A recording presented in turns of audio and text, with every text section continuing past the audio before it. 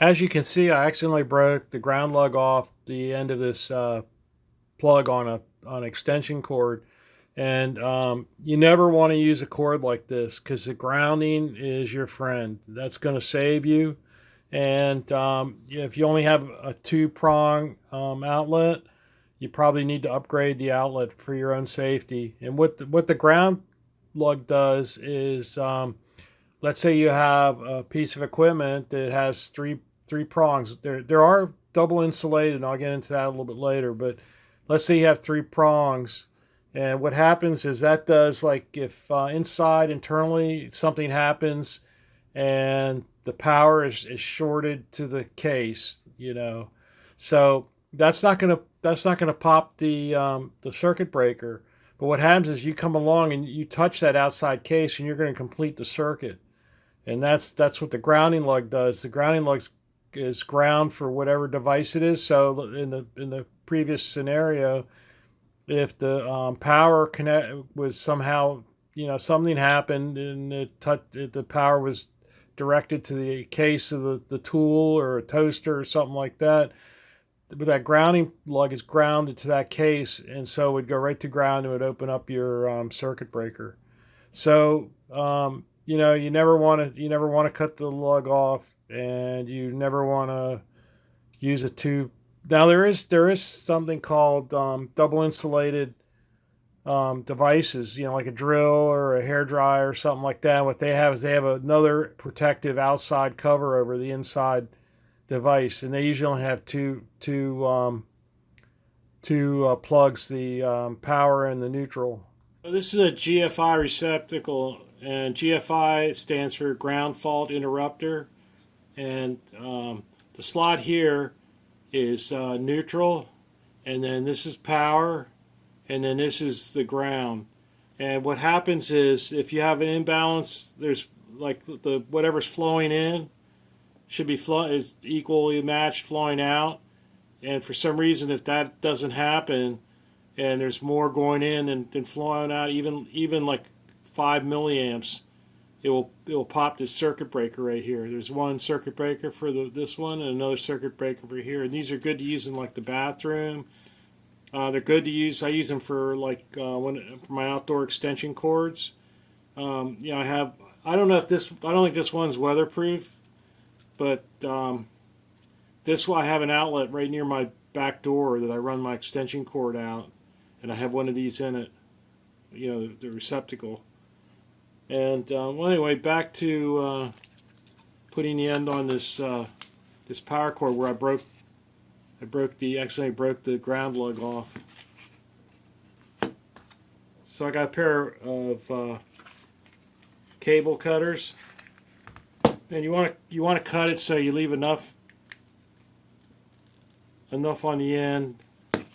I know usually the colors that they use,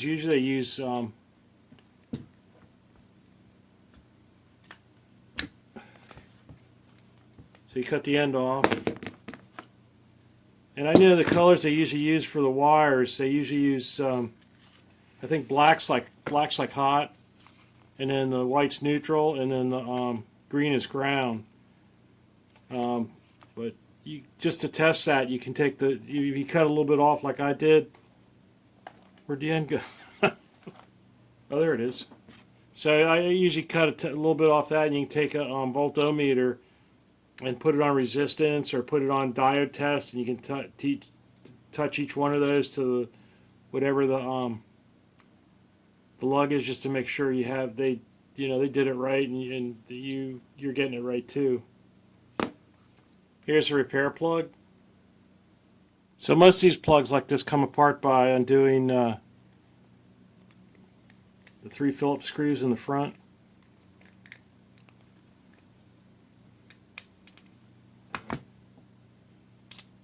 Then you pull it out like that.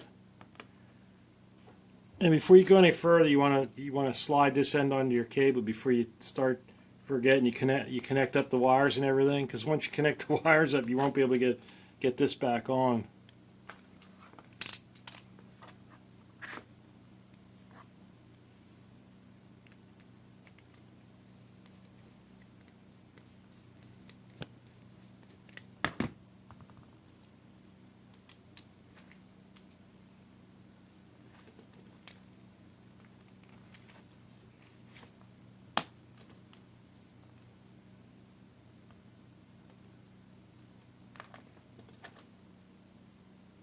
I think these are made to be drilled out to accept bigger, because I mean, this is a standard size. This is a standard size extension cord. I even have ones that are thicker. Depends on how many amps it's rated for. So I think this is probably, you probably have to drill it out. So let me get my drill. See, it looks like it's, yeah, it's got like, you know, where you can drill it out to the maximum size. Take the screws out that go in there, take them out, and put them on the side so when you're working on this, they don't drop out and you lose them. So I didn't really want to go downstairs and get my half-inch drill, so I'm taking the bit and I'm trying to see if I can drill through just by twisting it. I'm getting pretty far. I'm going from both ends.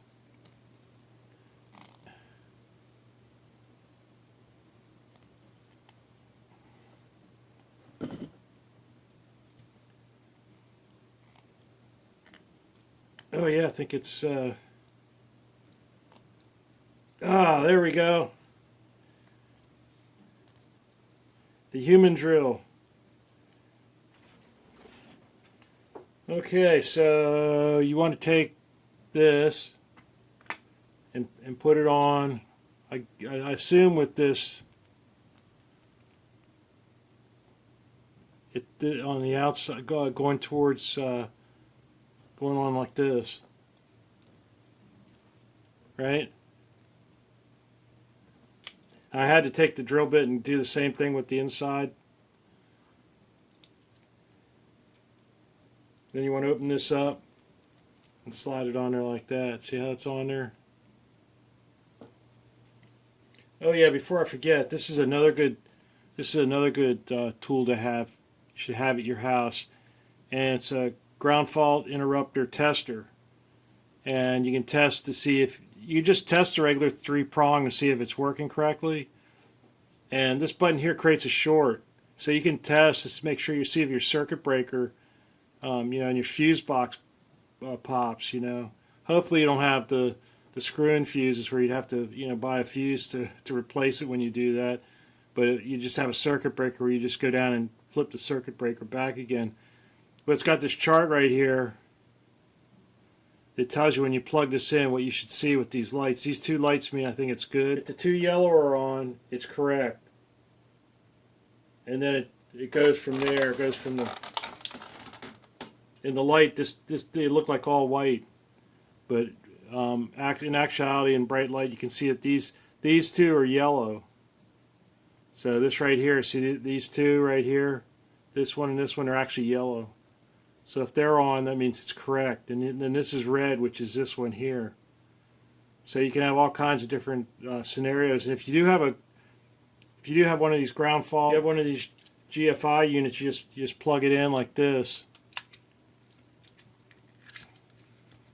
You just plug it in like that, and you press it. Well, first when you plug it in, these 2 yellows should come on, and then when you press this, it will pop this out, the circuit breaker. Make sure it's working correctly. So we got to attach the wires on this. So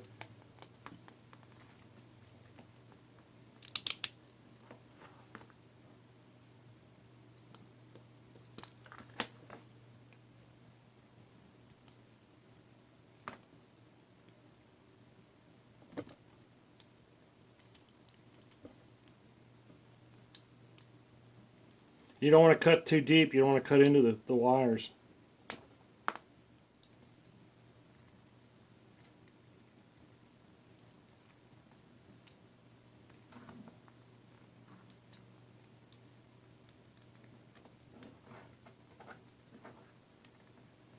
When you do this, you want to look out and make sure you don't have like a little one of these wires that's like hanging off to the side that can touch one of the other terminals, or the outside of the, well, the inside of the plug's plastic coated, so that wouldn't be too bad, but you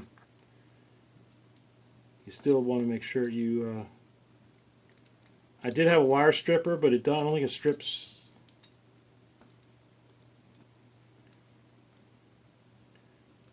This gauge is pretty big.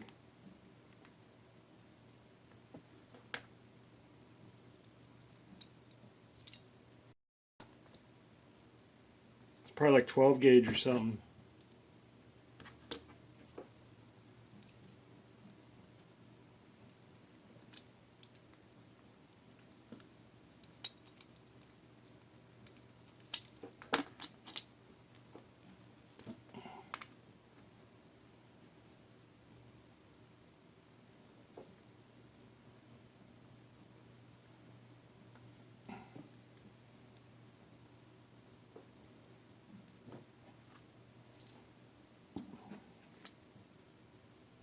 So we'll do the ground terminal first.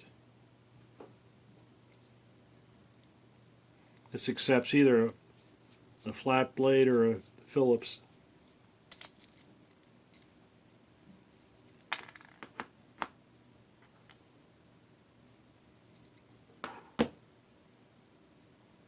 So I had to recut this because I found out that this is very, very sharp.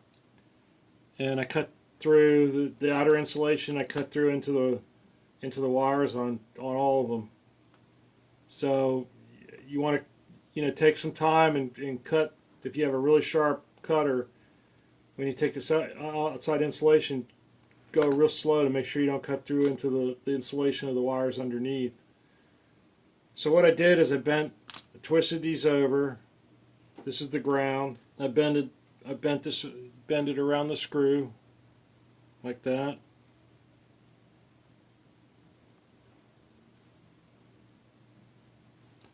And then you want to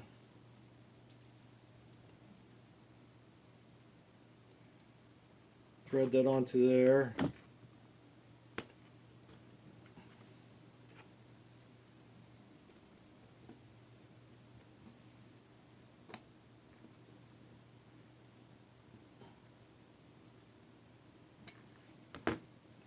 Like that.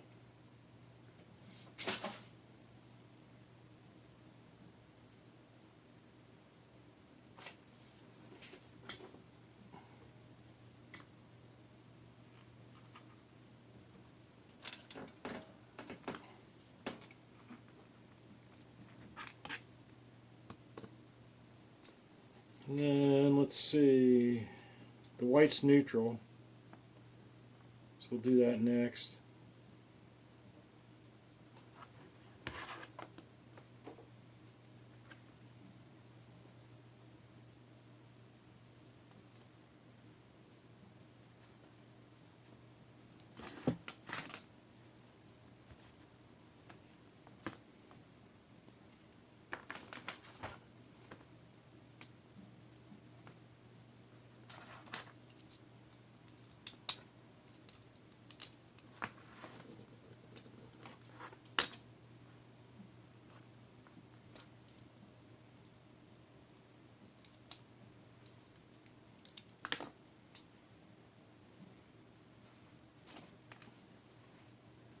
And you twist these.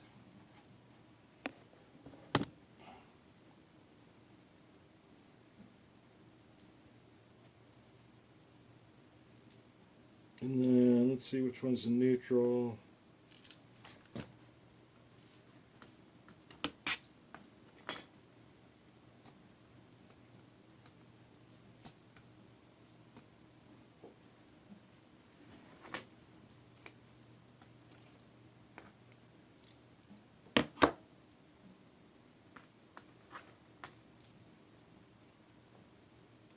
White's a neutral color, right? That's why they probably picked that.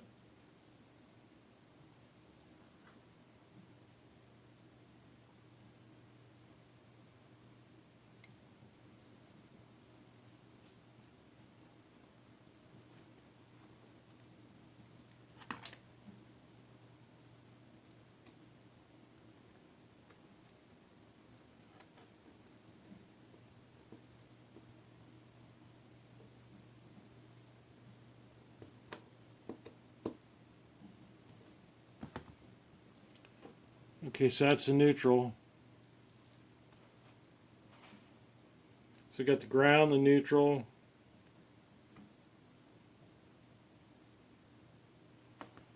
Now we gotta get the power.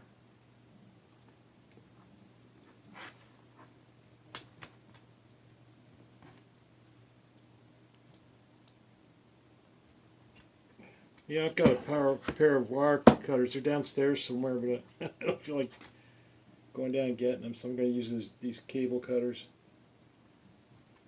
They're not meant for cutting small wires.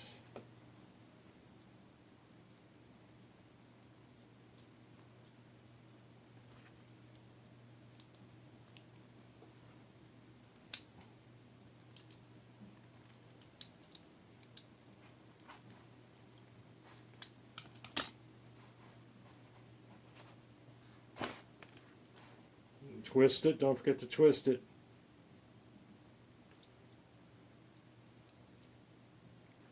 Put the bend in it. Gotta have the bend.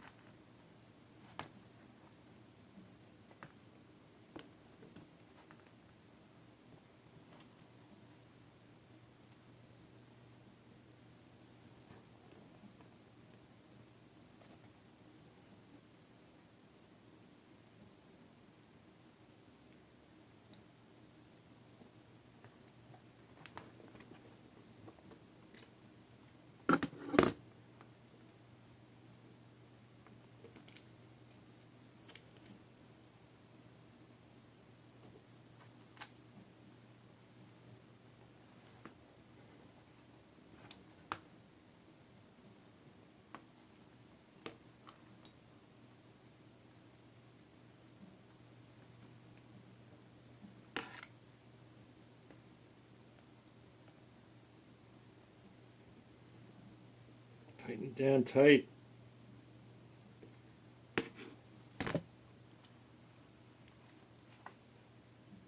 See, so there they all are.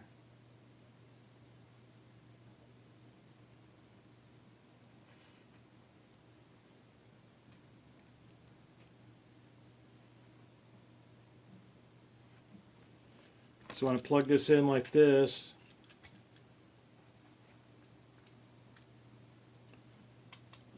see the neutral's on this side, so that's neutral, and that's power, that's ground.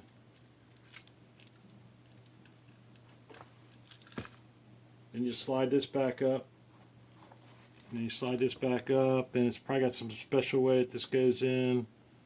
If I can figure it out. Let's see, the screw holes, they're kind of staggered, so let me pull this back out again. So it goes in like this.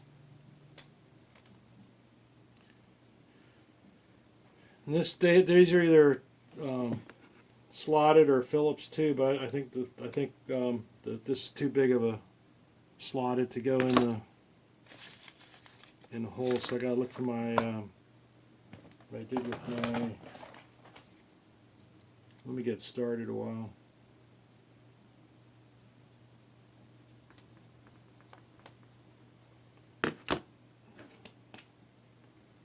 Then once it gets started, I can let it go, and where my screwdriver went, it's probably on the floor. That's where everything ends up.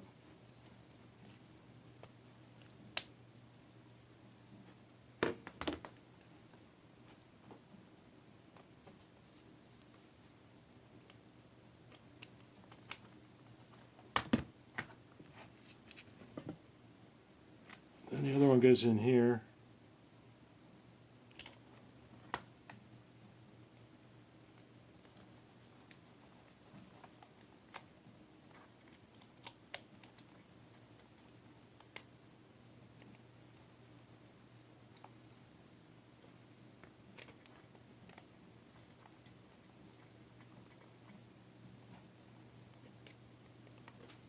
So the last step is you got the screws all tightened down.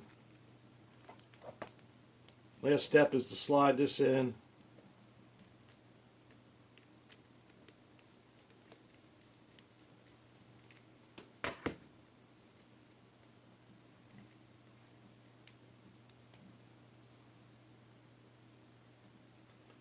then tighten it down.